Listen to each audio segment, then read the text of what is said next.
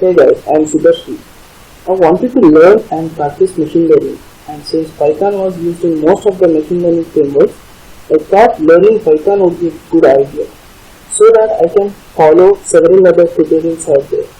So I have created this video to help people like me. This video is for those who have programming knowledge such as Java and want to get started with Python. So with no further delay, let's get started. First step is to install the Python 2.7 that you get from the python.org website. Then you need to download the PyCharm IDE. Select the operating system and get this downloaded. Once you download, you will get a file which needs to be extracted, and you need to go to that particular directory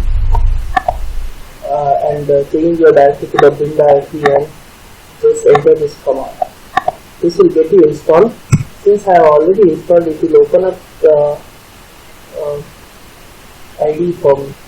Yeah. Once this opens up, get your file, go for it. Let me give the name as project Python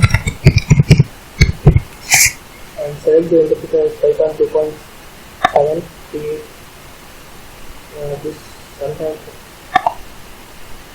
Yeah. Then new Python 4. Right click on this Python project and you will name as Python 4. Program 1. Okay.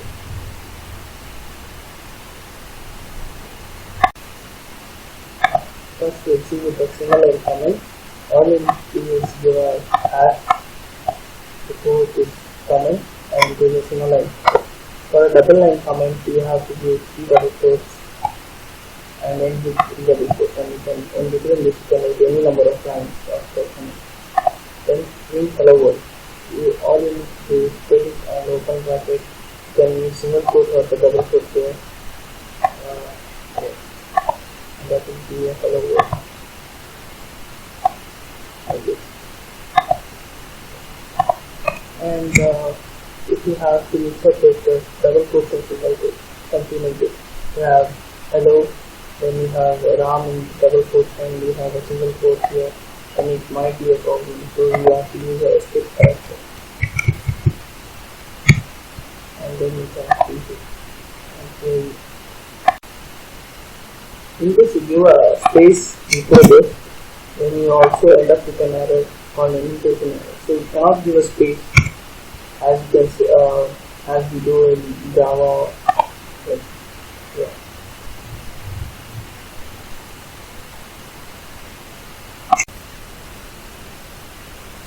Now let us see about the variables. If you want to assign a number to a variable, this is how you do it. And the num1 variable will take it as an int.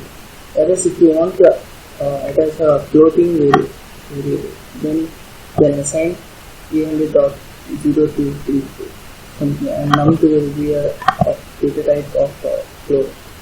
Similarly for strings. And also you can concatenate strings here with the use of plus symbol. As this is all same in Java. Whereas you can see this after that, and we will print it out this variable the plus symbol. But you cannot print not like something like we have this is the number. If I give this, then it will give me an error. This is printed for this, but after that this is a number, so it gives an error. So we have to convert this into a string so that it can be printed. So here it goes, not like Java. So directly you cannot attach a number or a variable name that has a value kind of an integer number. It has to be a string. Now I'll do some maths here, and then this is working. Inside this, if we do any mathematical operations and then convert it to a string and then attach it gets printed. In case we want to enter a value from the console, then we can use this raw underscore input. Let me run this. So here it will first print out this, enter the value, and then I can give any value. Something and do enter. So this will take this 8. And instead of doing this, and give lines of code, I can also use this, enter this value inside this particular thing, and assign this to a variable, and usually it takes a string, so we have to convert this to an integer. So by default it is a string, so we have to convert this into integer.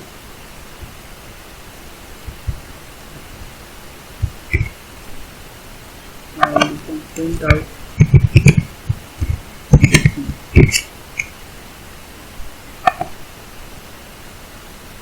if I give 21, so we have this printed out.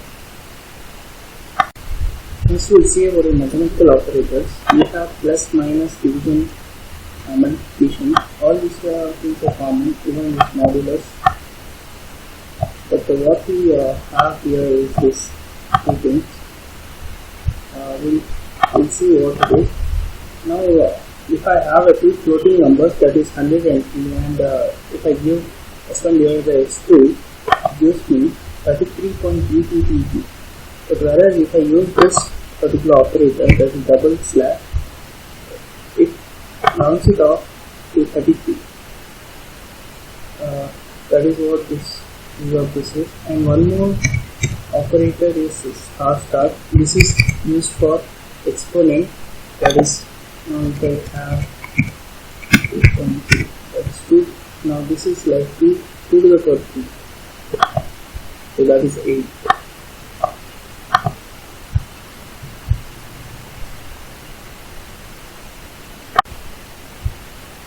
Next is the comparison operators. As you can see, these are the comparison operators in Python. That is equal, less than or equal to, greater than or equal to, less than, greater than. This is for not equal to. And also you can use this, not equal. So in case I run this, it will give me as false because this one is not actually, whether it is equal, it's not equal, so it gives me a false. Similarly, you can use these other different operators. Now if I use this,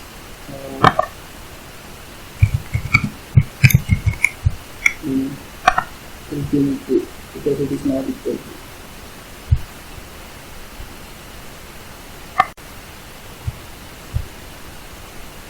Yes, next we'll see about this increment operators. Right, in Java we use S1++. S++ it doesn't work in Python. All you can do is something like this. That is, now we have S1, that is 2, and S1 plus equal to 3. This is nothing but S1 equal to S1 plus 3. Same as that. So I run this, if I is 5 there.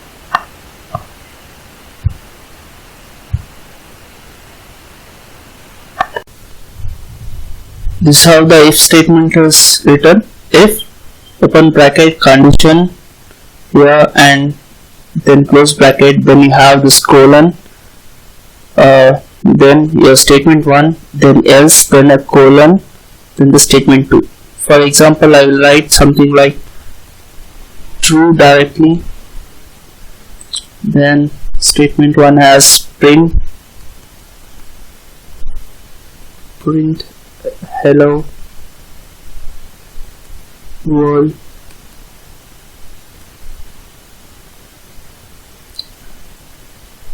else print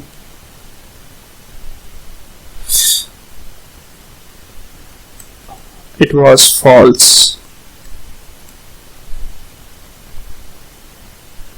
So when I run this, you get hello world because it was true. So if I change this as false, then it was false. This is what I get. So next is a nested if.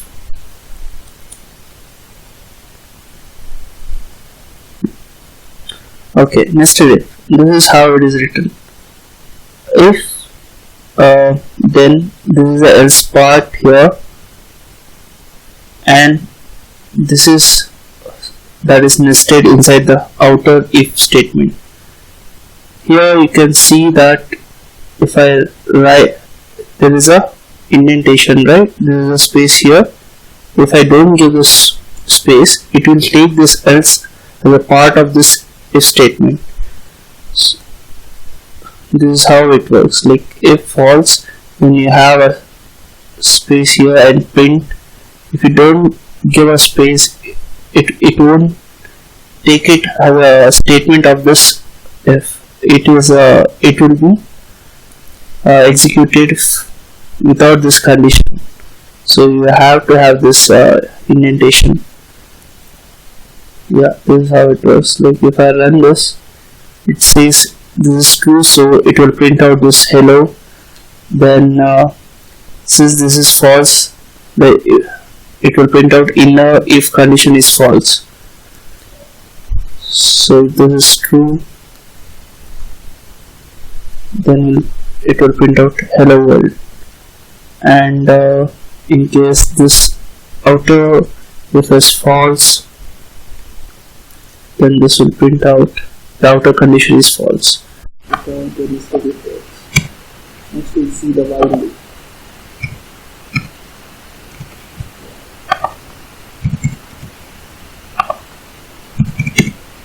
So while is also written similar to if. Here you have this colon and you have the spaces, so that if you don't give space, it will think there is a outside this while. So now if I run this, it should print out 5, 4, 3. Maybe 5, 4, 3. So this is how the while loop works. Next we'll see the for loop.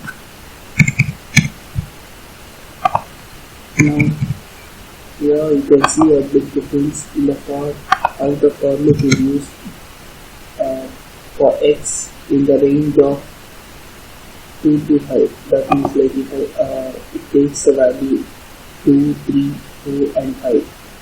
So next is printed here. Now if I run this, you can see 2, 3, 4. So if I change the range from 0 to 5, it should print from 0 to 4. Yeah, this is how the for loop works. Here you give the number of times it has to run. Now if in case you have a starting variable equal to 2 and last variable equal to 5, then you can give it something as starting and last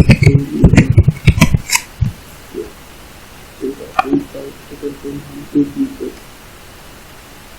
This is how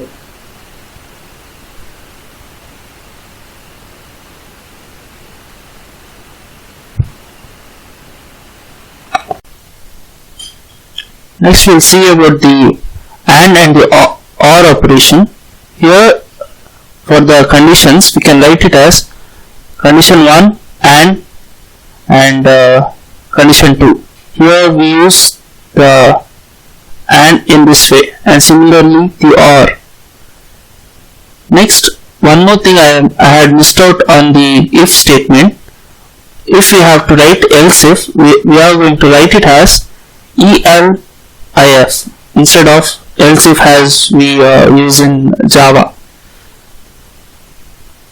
Next we will see about the string operations. Now in case we have a string, in Python it comes up with several string operations. For example,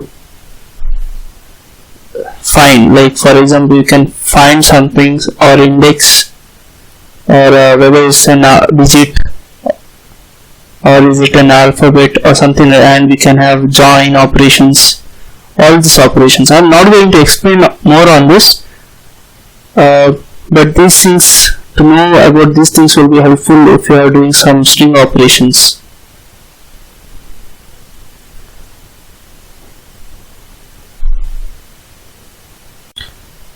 Next we will see on the list how to create a list. This is how a list is created. List 1 equal to, and you give inside the brackets in single quotes the different elements of the list. Now this next one, this operation is nothing but we call it as slicing. For example, we are copying values from 0 to 1 to 0 to 2, all the elements in the list 1 from 0 to 2, that is high and low. It will go from 0 to only 1, and yeah, and that will be copied to list 2. So if you print list 2,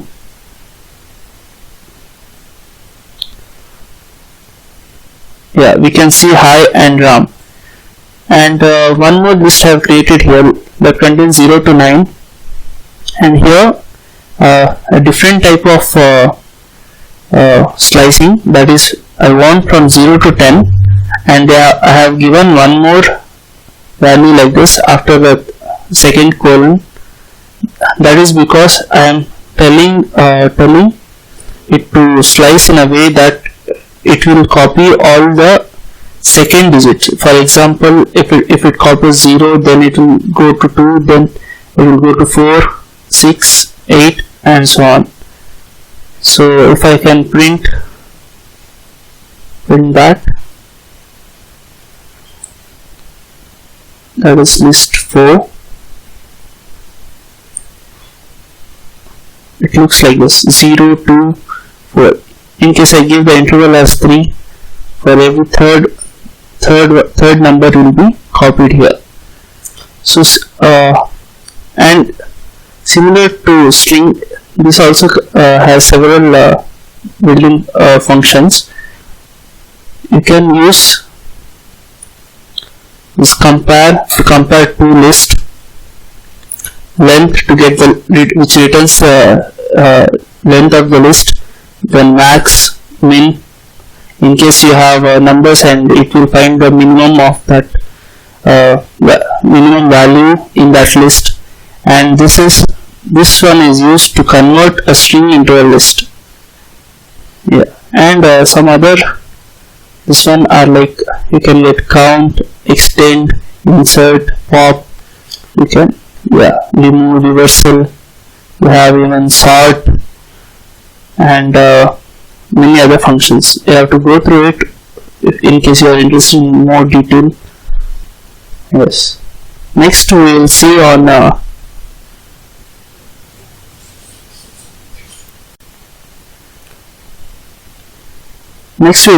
creating a module or a function. So let me create new Python file here, and let me give a name as function sum. Okay, so let me start as define sum. This is a function name, and you have arguments x1 comma x2 and then a colon, and you have here x3 equal to x1 plus x2. return x3. Then I have to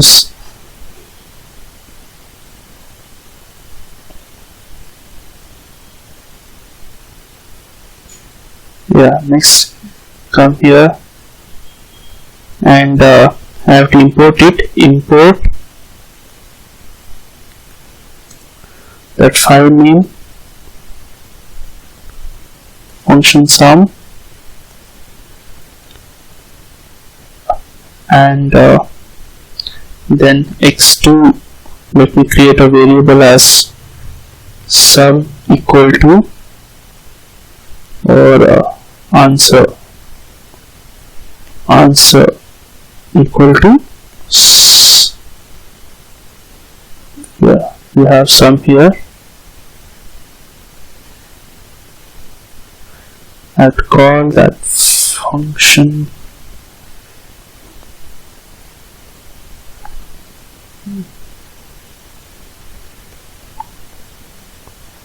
sum as pass the parameters 3 and 4. Print the answer.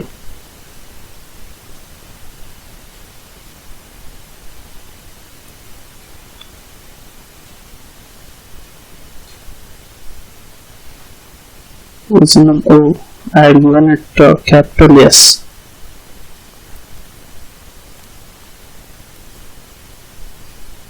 So it returns the answer 7, that is 3 plus 4.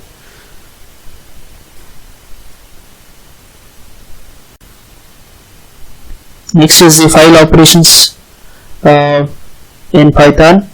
This is how we open a new file in the write mode. We can also change this to R and we can say it is in a read mode now, and finally we close the file. Now in case we want to write something, dot write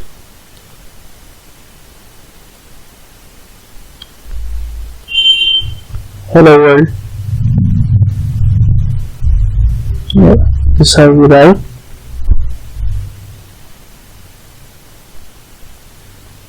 So in case I open this, I can see here hello world. If I want to write a number of lines, f1 dot write lines, for example, let me create one list, s1 equal to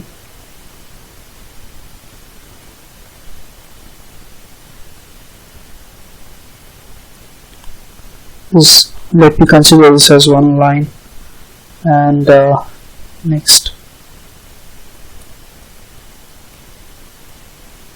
as second line. So I have 2 more lines here. So if I give it as s1 and q1 here, okay, I had not given a backslash n after hello world, but this is how it is. Okay, let me give one more and here. So now it is hello world, hey and how are you. Similarly, if I want to read from those files,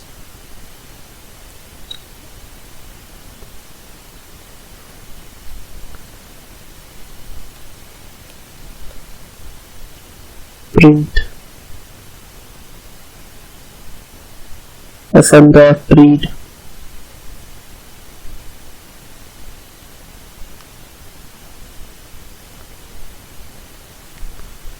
then I can see that it will read all those lines. But if I want to read it and convert that into a list, then I give something like this, dot read lines.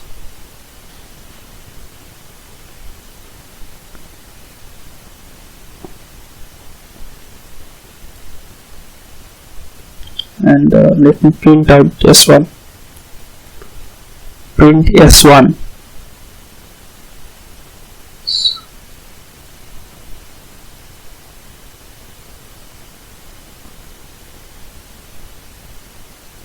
or maybe this is because it has already read once.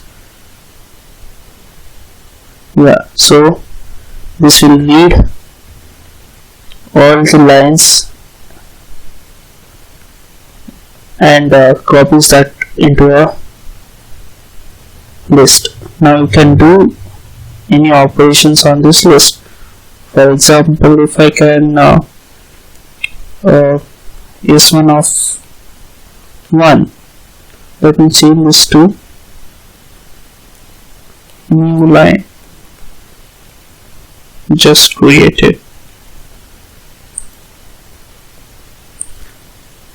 and then print S1.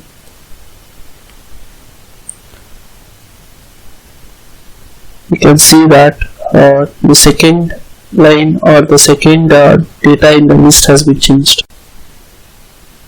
For more videos, please like, comment and subscribe.